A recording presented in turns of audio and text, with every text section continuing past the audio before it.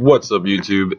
It's your boy GY Joe, and this is my year in review for my Honda Civic Si Coupe, also known as an FG2. I thought I'd start out this video by showing you guys a few of just snapshots of the car, so you get an idea of what it looks like. I did plastic dip the rims. All mods were done by myself. So, yeah, sounds good. After this, I will jump straight into the interior and then onto the driving portion of the Civic Si. Alrighty then, let's start off with the interior. I'm going to just briefly go over this because most of the time when I was personally searching for this, I cared more about the road test and how the person felt while driving the car, because that's the main thing. But, you know, it's always nice to go over briefly these little interior. So, there's your channel selection for your radio on the left, your cruise control on the right. Here's one of the main fun buttons apparently in the summer, your VSA, which stands for Vehicle Stability Assist. You hold this button and you basically go from digital to analog in a sort of sense on your power scale. You won't have the ECU to help you anymore. You will be 100% responsible for the throttle, which is great because you could just gun it and get a whole bunch of tire spin if you feel like it, and just a bunch of fun. Mirror stuff. Your select reset, you know, if you want to track your miles, just hold that. If you want to switch to MPs, I have no idea what this one's for. I believe it's, don't even quote me, I have no idea. I never use it. In a year and of using this whole setup, this whole car, I have never used that button. The stuff, yep, it works, cool. Your little gauges down there for how hot you want it in the back. It's really simple. I always just keep mine at full blast. You have your lovely, in my opinion, fantastic separated rev limiter, or your rev counter. I forget what the heck it's called at the moment. And your speedometer, I would assume. Yes. Basically, your revs are down low and your speed is up high. How fast you're going. It's one of my favorite features of this car, to be honest. Here, let's turn on my vehicle for you all so we can watch this. Oops, see, stick the key into the ignition, lights up. Put your foot down on the clutch because this is a manual transmission car. Pop it open. It will always start off at about 1.5 to 2,000, depending on how cold it is outside. A big problem for me, being 6'2", was that I'd always get this type of view for my to view my speed. So now with this up top, it's probably one of, if not my favorite features for the interior of this car. I absolutely love the design. Onto your radio. Standard radio, clicks really well. I really appreciate it. I think it's fantastic. Everything's really easy to understand where it clicks. You got your 1, 2, 3, 4, 5, 6 seek skip. Most important thing in this car, aux cord. Hell yeah, I gotta bump that fire. Anti-theft. Also, if you disengage the car, it comes standard with anti-theft, which is always nice. Let's give you an example of the speakers here. Let's see here. Leave me alone, I can work my own block. Go get the money, go get the money. Go get the money, go get the money. All this racks, I'm a trick dog. I got go get the money. Forget who in the world that is. I probably don't know. But one of my favorite things about this car is the speakers. They are absolutely fantastic. They are a Bose sound system. You get some nice little speakers up front that have a good quality bass, but nowhere near as good quality or as powerful, really, as your subwoofer in the back there. Let's see if we can focus. Bam. 8-inch subwoofer. It could shake the glass if you have the right song playing, followed by 2 tweeters in the back. Favorite thing, I love music, and it's great. Storage, you can fit my hand in here, fit a whole bunch of your wallet, some drinks, small stuff, again, like if you have a smaller wallet or something. Phone down there, some spare change, stuff like that, cup holder, giant center console. I could fit a small child in there. One of my favorite features, you might not realize it, is that this clicks forward, so it makes shifting a little bit easier, which is nice.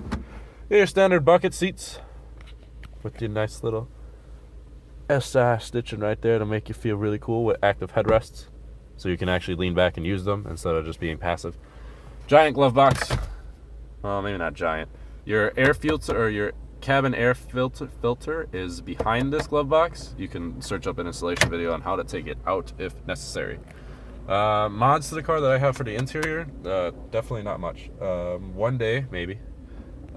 First one, most important in my book, I have a Go JDM fucking shift knob. Fantastic. It's about 512 grams in comparison to this stock tiny shift knob that I dislike, because I'm 6'2", so I can literally grip this entire thing and I can't even fit my palm on it. So too small for me. Big stick of katana is all for me. Got your SI mats on the floor. Red stitching. You probably noticed already. Back seat could fit one or two comfortably for about an hour. I'm 6'2", I fit back. The only problem is that the roof slopes. So we'll go out to the exterior. Once I can get this phone. Is the interior portion. Oh, not interior, the driving portion. Let's go over some key specs for the FG2 or Civic SI in general. Right now, as I stand about 7,900 or 6,900 miles into this car for this time, gas mileage. Rated at 30, I definitely get 30 to 31 mpgs. That's basically all I got. I've tracked every single mile. I always just very curious. I just hit the little dashboard on the tachometer thing that I showed you. Reset the thing every gas time I fill up. You can shove 11 gallons of gas into this car, although I manage somehow with 12, and I end up normally with about 360 miles to the gallon left. Or, well, miles to the gallon before the tank runs dry. And I never let it go below 3 bars, so I could maybe potentially squeeze a little bit more, but cutting it safe, 30 mpgs, that's no problem by me. I get, well, if you buy this car, you get 200 horses at about, let's see here, 170 to 180 wheel horsepower. It really depends on how strong your engine just comes from the factory. That's all up to chance.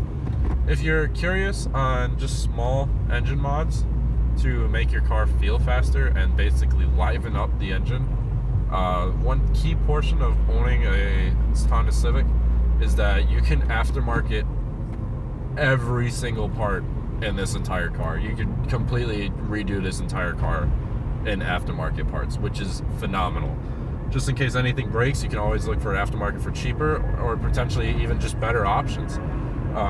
For that 220 wheel horsepower, you want to combo a Flash Pro, or 220 wheel. You want to combo the Flash Pro, a 3-inch exhaust. I would highly recommend full race, and Alpha race headers. Don't even waste your time with any other things. If you're already considering going down this route, you don't really care about emissions, or emissions don't matter in your state, or you're willing to swap out the parts when your emission test does come. As far as stability goes for this ride, it's kind of bumpy.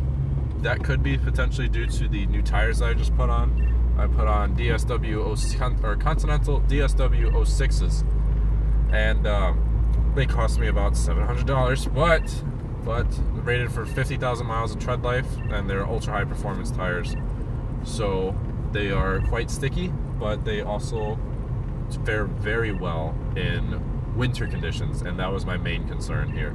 I live in the northern United States area, northern Illinois to be specific.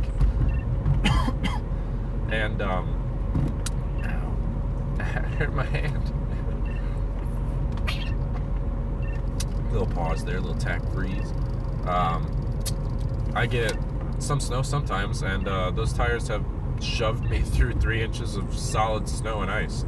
So they have officially won gold in my book, but I suffer a little bit of stiffness. I can feel every bump, but it's basically just deadened. when I say deadened, I don't mean that in like a negative light or any type of form like that. It's literally just, I can feel every part of the road, but it's not like a jarring part of the road. It's not like I hit a little rock and it's just like, oh, my ass. No. I just feel every portion. That's kind of what you get with a sport-tuned car. I mean, you're driving a cheap sports car in sort of a sense. And I'm sure I'm going to get laughed at for calling an SI a sports car, but sport-injected Civic. I mean, SI. Let's be realistic here. With the supercharger, I should be pushing out 400 horsepower, around 400 horsepower. So I'm literally doubling it. So that'll be crazy once it happens. But for right now, I love this car. I can't really complain. I bought this car originally because it needed to be reliable, it needed to be fun, and it needed to look good. And I believe this model does all of the above. Everything I requested of it, it does. So I could take turns going 30, about a 45-degree turn going 30, and the only thing that's flying is the stuff probably around my car because it's not bolted down as well as I am personally. But yeah, it's all around a very good car. You get your 0 to 60 in 7 seconds, and hopefully if I don't get pulled over, I hope and pray, I will demonstrate that for you all here shortly after the stoplight. Oh, that's kind of shitty. Laser alert. The alerts that keep going off is my Beltronics 940 radar detector. If you're in need of a radar detector, I would highly recommend the Beltronics 940. I will do a full review of it. Laser alert. Upcoming here kind of shortly. Minorly shortly. Probably within the next 2-3 weeks. I normally post videos on every Sunday. Laser alert. And Jesus Christ, that's kind of annoying. I'm just gonna take one little... fuck it, I'm just gonna launch it.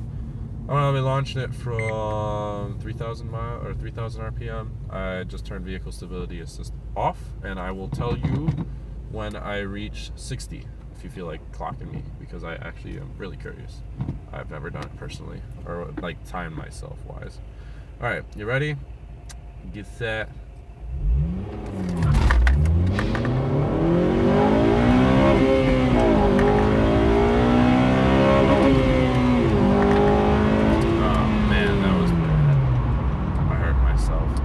Definitely got to work on the timing while under pressure camera wise, and yeah, I managed 60 when I fucked up that portion right there.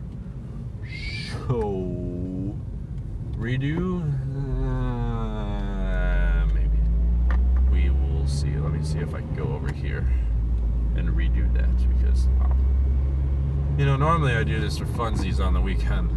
And it's like, no problems. And then the second I'm under pressure, I fail. It's okay. We all make mistakes. And that's just a process of learning. If you're looking for a new car to own, oh wow, this street's dead. Fantastic. Let's just clear it real quick. Make sure there's no vehicles or officers of the law on it. And we will do a 0 to 60 pull. And hopefully I will not fuck up again, because I don't feel like messing up in front of the camera again. You can insert how I am a gay fag Honda driver below, and yeah, I will take all your hate comments, hopefully with a grain of salt. When I originally bought this car, if you're curious, I did not know how to drive manual. I just knew that this was the car for me, so I just bought it. Stupid move, maybe, I guess, but I like it, so no complaints here. Everybody else is like, are you dumb? Yeah, a little bit. Alright, so let's try this again. Vehicle stability assist off. Launch it for about 3,000 RPMs. Boy, I need more launch stiff. Alright, ready? Get set. And let's go. Whew!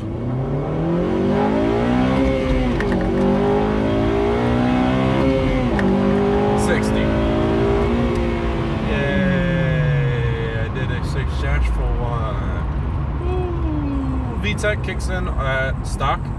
you can tune it yourself with a Flash Pro. You can do it whatever the hell you really wanted to. But stock, it kicks in at about 55,000 RPMs. When I tune this vehicle myself, personally, I will have it set to 45, I believe, because I never really go over 44. If I want to go that fast, I never coast at about, I forgot to mention it, if you're droning down the highway, just cruising down the highway, and you go fast, you will hit about at 4,000 RPMs, you'll be going high 80s, 90s, something like that. So you really won't you should not ever get above 4,000 RPMs unless you're gunning it. So 4,500 for a new VTEC engagement should be perfectly calm and clean. But that's all for me, guys. I'm glad that I got a good pull in, or at least a better pull than what I once had. And you can laugh at me in the comment section below. If you feel like liking and subscribing, go ahead. I don't own you, so you do what you want. But for now, this is GY Joe, and make sure everybody stays tuned. Trying to think of nice outros, and I think that might be mine. So, stay tuned, everybody. I like puns, and have a fantastic day.